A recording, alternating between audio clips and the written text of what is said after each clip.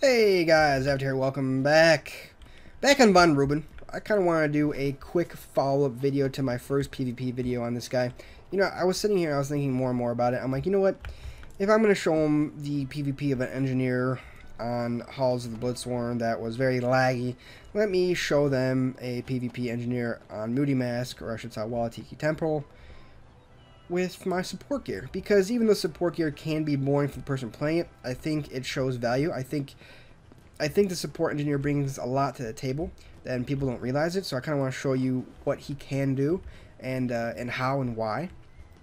But first off, I didn't really get a chance to kind of show you what I had as far as my offensive kind of stats, or amps, I should say. It's a pretty straightforward build for engineer, guys. I mean, you don't take target acquisition because it's just really not good in PvP. It's a cool ability, don't get me wrong. It's nice to use, it's fun to use, but as far as DPS wise and how efficient it is, it's just not there. You know, as far as secondary abilities, I mean, single abilities, you take, you know, the PvP offense, you take a little bit of CC resilience, crit severity, assault power, crit chance, lifesteal, and then I take shrapnel rounds, which, you know, all of these abilities are good, right? But shrapnel rounds deals 219 damage every 2 seconds for 6 seconds, landing a hit, which is nice, kind of puts a nice little dot on them.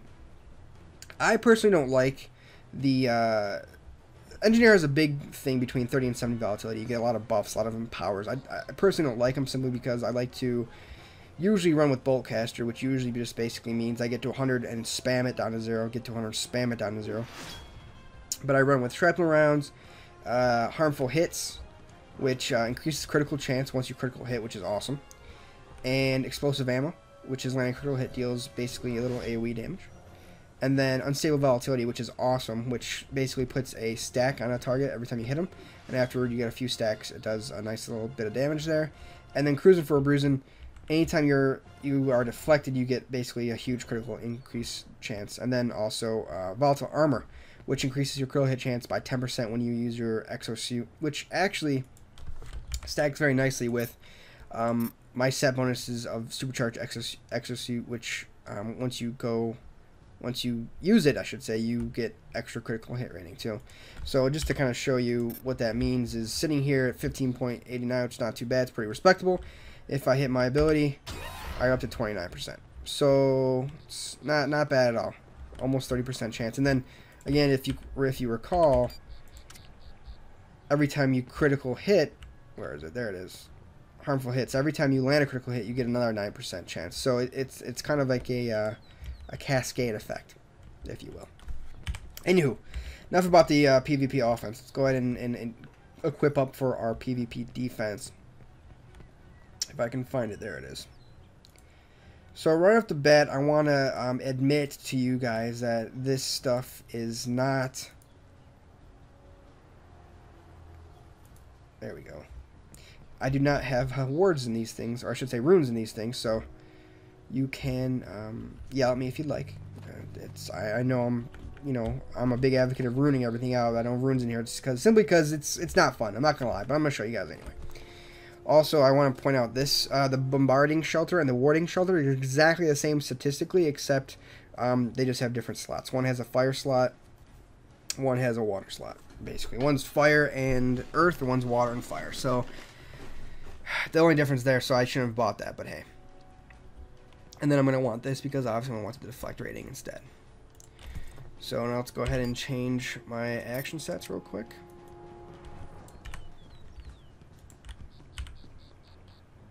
And then let's see here, what else are we doing here? I want to make sure that my stats are good. Need to equip the most important piece, the actual support weapon. So does this look right? Let's see here. That's good, that's good, that's good, that's good. That's good, that's good, that's good. Target link probably needs to be fixed. Okay. So we're looking for basically tech. Looks like I need... What is this? I don't know if I might not have even bought a weapon attachment yet. I don't think I did. That's alright. One weapon attachment's not gonna be the end of the world. It's not. It's got a little bit of finesse in there, but We will live, okay? I promise you we will live. Alright, so what we're going to look at here is our new kind of skill set. So we need a destructive module, and we need the good old repair bot. So in my opinion, this is the superior support spec for the engineer. Basically what it does is it does decent damage. It's not anywhere near the type of damage that you're going to find as the assault engineer, but it does decent damage. Let me queue up, because who knows how long this is going to take. We're not doing rated.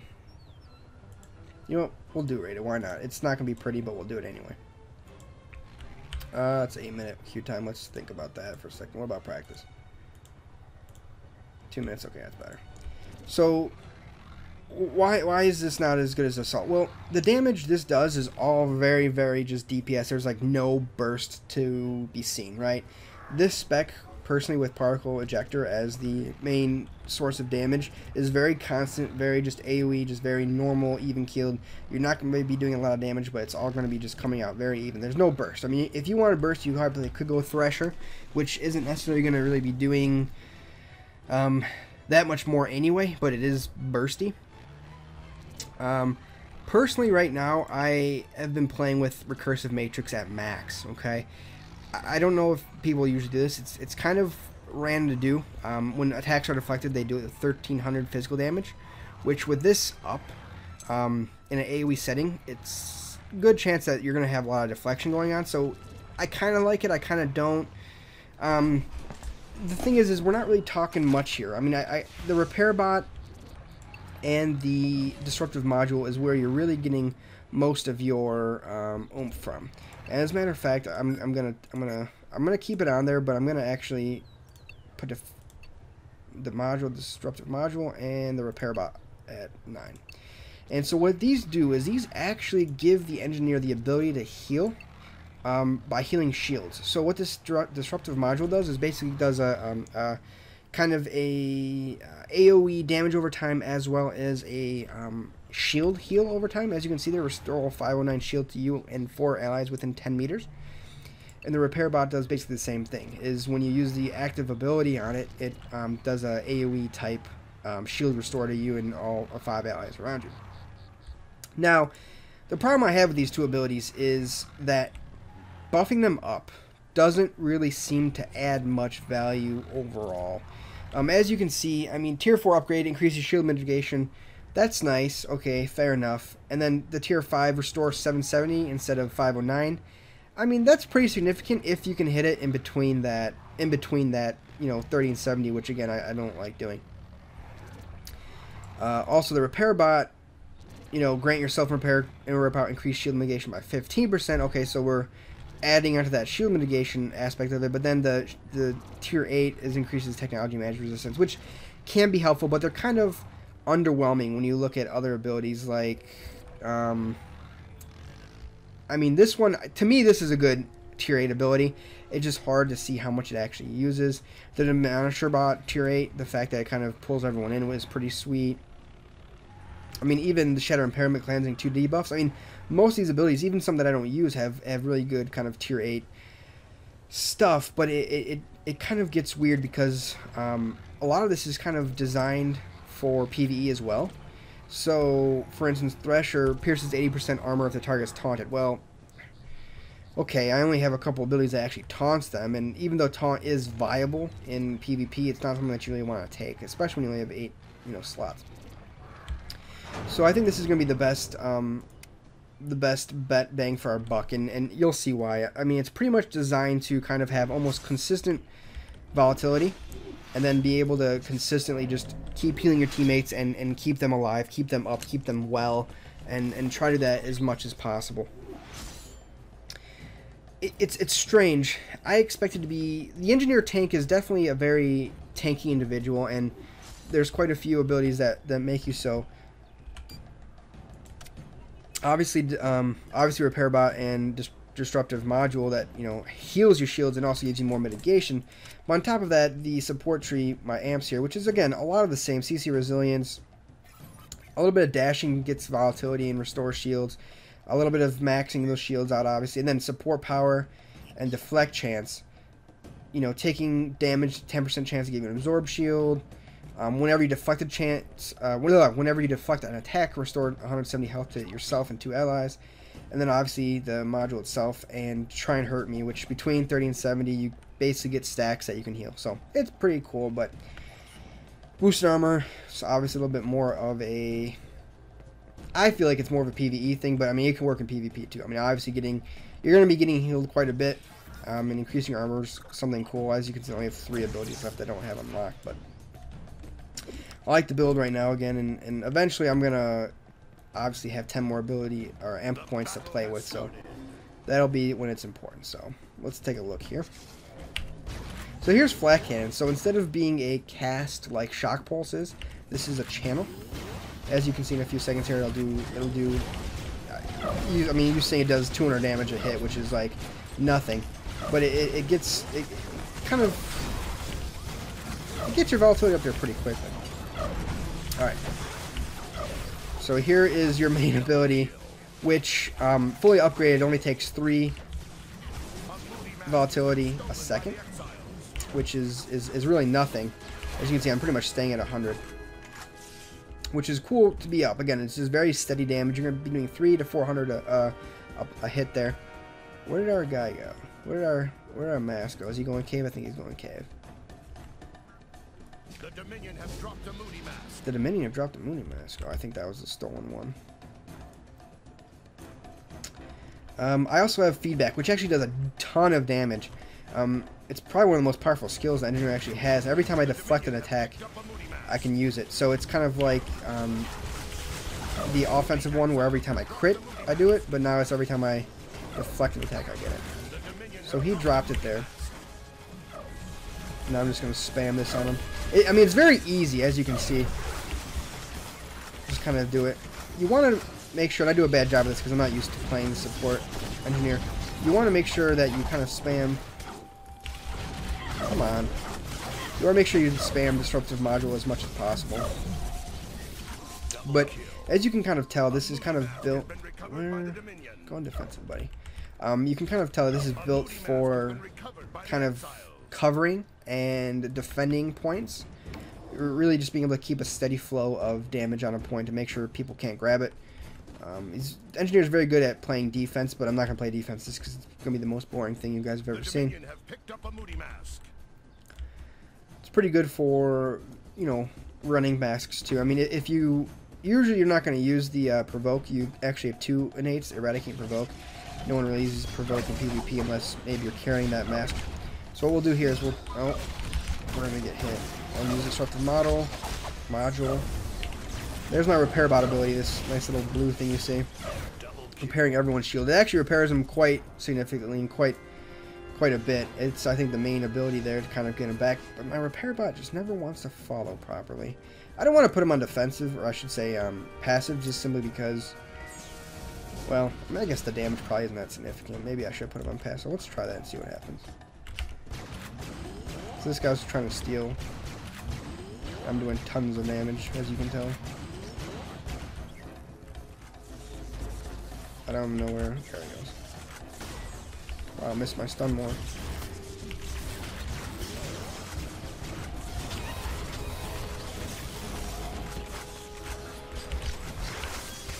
Yeah, 2019, that's the biggest damage you're going to see on me here.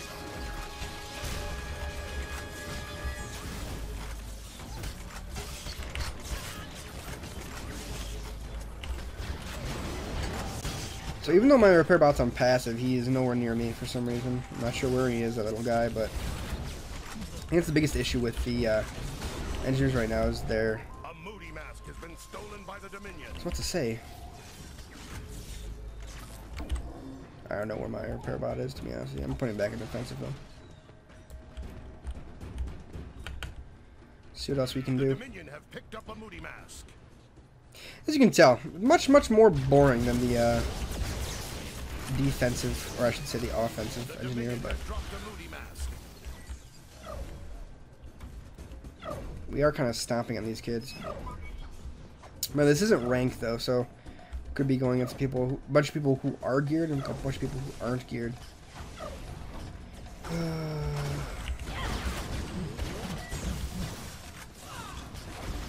My repair bot finally died. No, he's not.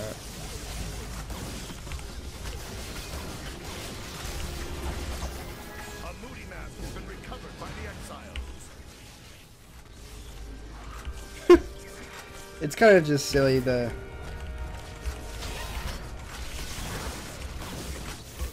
like, just, it doesn't, nothing happens. Like, I'm trying to use this, but the thing about Disruptive Module is it gives you volatility per tick. So if you actually land it off on somebody, my repair bot's really starting to make me mad. It's just never here. I'm spamming the ability. It's just not. Come on, man.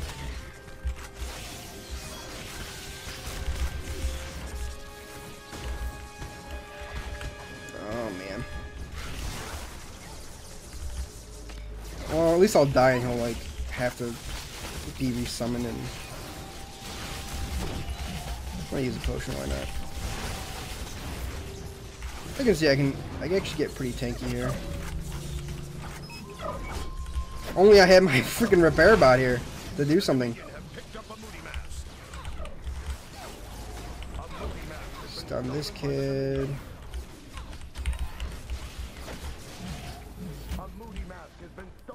I'm almost dead, but I almost have a trinket heal. Come on, heal. Come on, come on, come on. Got it.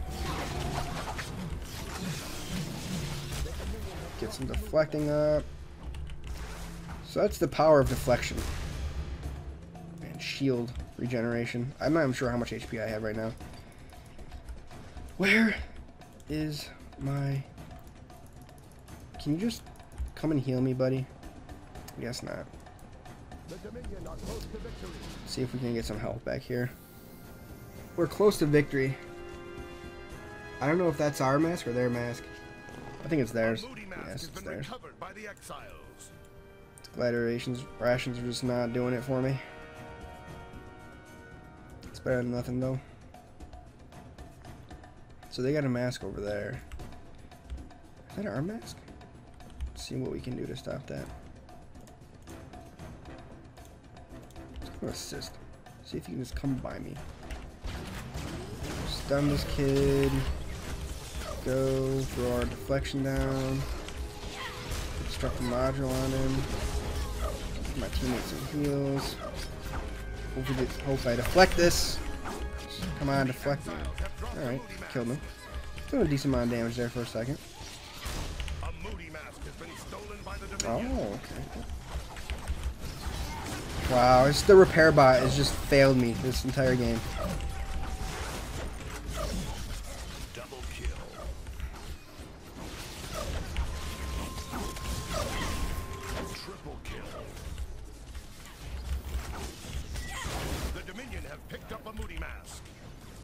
Good game.